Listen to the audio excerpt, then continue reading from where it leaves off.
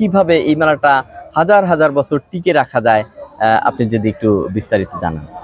এটা একটা স্মৃতি, এটা কিন্তু সিরাজগঞ্জের একটা ঐতিহ্যবাহী স্মৃতি। এই যে মেলার যে ইতিহাস, এটাকে ধরে রাখার জন্য সরকারিভাবে যদি একটা পদক্ষেপ নেওয়া যেত সবচেয়ে ভালো। কারণ সাধারণ মানুষ ধরে রাখা খুব কঠিন ব্যাপার। এই মেলাটাও কিন্তু আকৃষ্ট করে, এই এত গরম তারপরেও কিন্তু মেলায় আসছে। সুপ্রিয় দর্শক মন্ডলী, বৈশাখ মাস মানেই গ্রামীণ মেলা। আমরা আজকে ঘুরতে এসেছি সিরাজগঞ্জের কামারখন্দ উপজেলার ভদ্রঘাট ইউনিয়নের ঐতিহ্যবাহী বিয়ারা মেলা। ঐতিহ্যবাহী বিয়ারা মেলা আজ থেকে প্রায় 500 বছর ধরে চলে আসছে। বৈশাখ মাসের প্রতি শনিবারে এই মেলা বসে। আগামী শনিবারে আরেকটি মেলা অনুষ্ঠিত হবে। দর্শক, আমরা আজকে অক্সিজেনের ফেরিওয়ালা চ্যানেলে এই ঐতিহ্যবাহী বিয়ারা মেলা নিয়ে ধারাবাহিক বেশ কয়েকটি প্রামাণ্যচিত্র আপনাদের সামনে তুলে ধরবো। আপনাদের সাথে আছি আমি আবুল হোসেন। সকল ভিডিওগুলো দেখার জন্য আপনাদেরকে সাদর আমন্ত্রণ জানাচ্ছি। এই মেলা ঘুরে দেখেছি নানা চিত্র, আর এই চিত্রের সাথেই তুলে ধরবো এই এলাকার মানুষের কাছ থেকে মেলার ইতিহাস ঐতিহ্য নিয়ে কিছু কথা। দর্শক, শুরুতেই আমি কথা বলতে চাই কামারখন্দ উপজেলা বিএনপির সম্মানিত সভাপতি, যিনি জামতল ইউনিয়ন পরিষদ থেকে বারবার নির্বাচিত একজন চেয়ারম্যান, আমাদের সকলের শ্রদ্ধাভাজন বদিউজ্জামান ফেরদৌস ভাই এখানে আছে। তার সাথে আমি একটু কথা। আসসালামু আলাইকুম। ওয়ালাইকুম আসসালাম। কেমন আছেন সব মিলিয়ে? আলহামদুলিল্লাহ। এই যে আমরা ছোট কালে এই মেলাতে এসেছি 2 টাকা 3 টাকা গুছিয়ে, আটানা নিয়েও আসছি। তো আজকে আবার সেই মেলাতে আমি এসেছি আমার চ্যানেলের মাধ্যমে এই মেলার ইতিহাস ঐতিহ্য তুলে ধরার জন্য। তো অক্সিজেনের ফেরিওয়ালা চ্যানেলে এইটা নিয়ে ধারাবাহিক কয়েকটি প্রামাণ্যচিত্র থাকবে। শুরুতেই আপনাকে দিয়েই প্রথম পর্ব যাবে। তো আপনার একটু এই মেলা সম্পর্কে আপনার কাছে যে তথ্য রয়েছে জানতে চাই। বিসমিল্লাহির রহমানির রহিম। এটা একটা কামারখন্দ থানার উপজেলার একটা ঐতিহ্যবাহী মেলা। এই মেলা আমাদের জন্মের পূর্ব থেকে, আমাদের পূর্বপুরুষ থেকে এই মেলাটা প্রতি বছর বৈশাখ মাসের প্রথম সপ্তাহে শনিবারের থেকে আরম্ভ করে যতগুলো শনিবার হয় বৈশাখ মাসের, সেই শনিবার 5টাও হয়, 4টাও হয়, এইভাবে এই মেলাটা হয়ে আসছে। কারণ এই মেলাতে কোনো প্রচার করা লাগে না, কোনো রকম কোনো প্রচার নাই, আপন গতিতেই এখানে লাগে। এটা এমনই একটা ঐতিহ্যবাহী মেলা যেটা বলে শেষ করা যাবে না। কারণ বিগত 71 সনের যুদ্ধেও আমরা দেখেছি যে মানুষ তখন পলায়ে থাকছে, তারপরেও তার মধ্যেও কিন্তু এই মেলাটা লাগছে বিভিন্ন জায়গায়, বিভিন্ন আনাচে কানাচে। সেই অবস্থাও এই মেলাটা লাগছে। মানুষের কাছে এত প্রিয় এই মেলা, এবং এই মেলায় ফার্নিচারের থেকে আরম্ভ করা খাদ্য, তারপরে শর্ট জাতীয় জিনিস, ঝুড়ি বুন্দা, মানে মিষ্টি, যা যা দরকার মানুষের, যারা নিত্য প্রয়োজনীয় যা দরকার, এমন কোনো জিনিস নাই যে এই মেলায় পাওয়া যায় না। প্রচুর মানুষ হয়। এখন সবচেয়ে একটা জিনিস হলো কি, মেলাটা যে আগে যেভাবে ছিল সেভাবে নাই, জায়গাটা সংকীর্ণ হয়ে গেছে, ছোট হয়ে গেছে।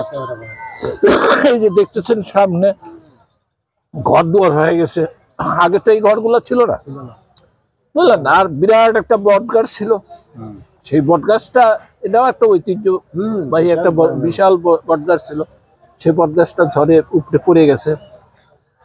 আর এই জায়গাটা এমনই একটা আবদ্ধ জায়গা যে চতুর্দিকে দিয়ে এই বাড়ি মধ্যে, এখানে বাতাস ঢোকার কোনো সুযোগ নাই, বললেন না। এই যে আপনি যেটা বললেন, এখানে যদি সুন্দর সুন্দর মানুষ একটু ছায়ার মতো কোনো কিছু করতো তাহলে অনেক সুবিধা হতো। কিন্তু এই জিনিসগুলা করাও কঠিন, কারণ এই মেলাটার যে জায়গা, এটা সম্পূর্ণ ব্যক্তি মালিকানা।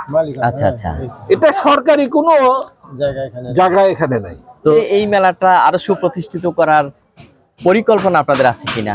এটা এলাকার মানুষ চাইলেও, এখন তো জায়গার তো খুব সংকীর্ণ এবং জায়গার দাম প্রচুর, এমন চাহিদা যে জায়গাটা, এটা হলে তো সবচেয়ে ভালো। তো মেলার জন্ম কথাটা একটু জানতে চাই। এটা তো আমার তো এখন মনে করেন আমার বয়স 72-73 বছর। আমার কিন্তু এই গ্রামে আমি বিয়ে করছি, এই মেলার উপলক্ষেই আমার বড় ভাই বিয়ে করছে ওই গ্রামে। আমি তার সাথে আসতাম, মেলায় আসতাম, সেই হিসেবে যে আমার পাশে বসে আছে। বিয়েটা কি এই মেলাতে এসেই হয়েছে নাকি না, কিভাবে? মেলা তো হয় না, এবার কিছু কিছু মেলার এর মধ্যে মেলারও কিছু সমস্যা আছে। আচ্ছা এই আমার পাশে যিনি বসে আছে উনি একজন শিক্ষক এবং মৌলানা মানুষ, টাইটেল পাস। উনি আমার সম্বন্ধী। এই মেলাটার ইতিহাস আমাদের বললে তো আমরা তো বলতে পারবো না, আমরা ওই দাদা আপনার- থেকে দাদা আপনার- দাদা। আপনি যেহেতু এই গ্রামের জামাই, তো আপনার দাদা শ্বশুর বা তাদের কাছ থেকে কি শুনেছেন? আমার দাদা শ্বশুরদের তো আমরা দেখি নাই, আমার চাচা শ্বশুরদের কাছে দেখছি। আমার চাচা শ্বশুর দুইটা ছিল খুব আমোদ প্রিয়। আচ্ছা। এই মেলা সম্বন্ধে, মেলার মধ্যে যখন আসছি অনেক আনন্দ এবং গান বাজনা বিভিন্ন জিনিস তাদের মধ্যে। এই মেলার উপরেও হয়েছে বিকাল টাইমে, রাত্রে। এই মেলাতে একটা জিনিস সবচেয়ে এখন একটা ভালো জিনিস হচ্ছে কি, আগে জুয়া হতো, এখন আর এই জুয়াটা নেই। এটা একটা ভালো দিক। এখন লক্ষ লক্ষ টাকার জুয়া হতো আগে ওই মেলা, কিন্তু এখন আর এই জুয়াটা বেশ কিছুদিন হলো জুয়াটা এখানে করতে দেওয়া হয় না। কারণ এই জুয়া হলে এলাকার বিভিন্ন মানুষ এটাকে জুয়াকে কেন্দ্র করে গন্ডগোল করে গ্রামে গ্রামে। জুয়া না হওয়ার পিছনে বড় ধরনের যে অবদান, তা আমার ছোট আপনার কাছে ভগ্নিপতির অবদান আছে। আচ্ছা, না হওয়ার পিছনে। তো এই এটা যে আমি এই যে এই একবারে- মেলাটার আসলে আমি কিছু মানুষের সাথে কথা বলেছি, তো যেটা আমি জানতে পেরেছি আজ থেকে প্রায় 500 বছর আগে শুরু হয়েছে। আপনি কি জানেন? এটাতে মানে আমরা যে এটা বহু কালের থেকে এই মেলাটার জন্ম। যেমন এই আমরা দেখছি ছোট থাকতে দেখছি এই যে বটগাছটা, ওখানে এই মেলার দিনে দেখা গেছে যে মোরগ বান্ধা নিয়ে ওখানে হ্যাঁ, মোরগ রাখছে মানুষ। কারা কিভাবে এটা মেলাটা চালু করেছিল এটা জানা গেছে? এটার সূত্র কোনো মুরব্বী বলতে পারে না। আসলে এই মেলার বিশেষ কি কি বৈশিষ্ট্য রয়েছে এবং আরো কিভাবে এই মেলাটা হাজার হাজার বছর টিকে রাখা যায়, আপনি যদি একটু বিস্তারিত জানান। এটা হলো যে সরকারি যদি উদ্যোগ নেয়, এটা একটা স্মৃতি। এটা কিন্তু সিরাজগঞ্জের একটা ঐতিহ্যবাহী স্মৃতি।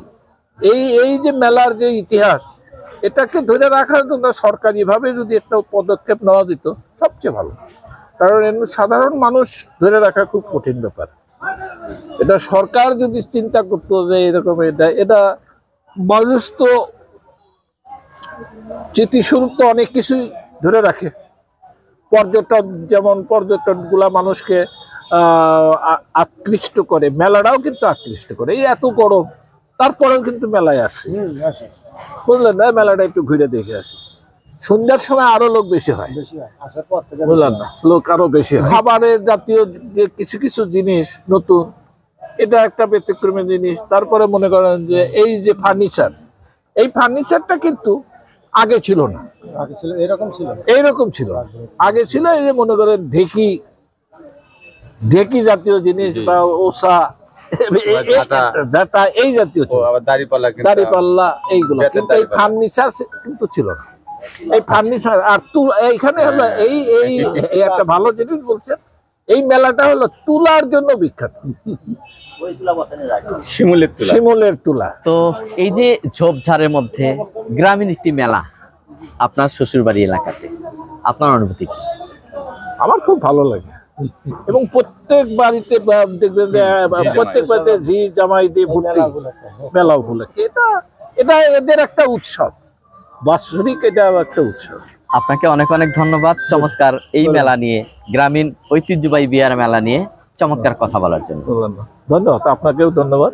সুপ্রিয় দর্শক মন্ডলী, একজন জনদরদি জনপ্রতিনিধি, আমাদের এই অঞ্চলের কৃতি সন্তান বদিউজ্জামান ফেরদৌস ভাই এই মেলা নিয়ে যে চমৎকার কথা বললেন, আপনারা এখান থেকে অনুপ্রাণিত হয়ে প্রতি শনিবার এই মেলাতে আসবেন এই প্রত্যাশা রাখছি। প্রিয় দর্শক, আরো ধারাবাহিক কয়েকটি প্রামাণ্য চিত্র থাকবে এই অঞ্চলবাসীর কাছ থেকে কিছু গুরুত্বপূর্ণ তথ্য নিয়ে।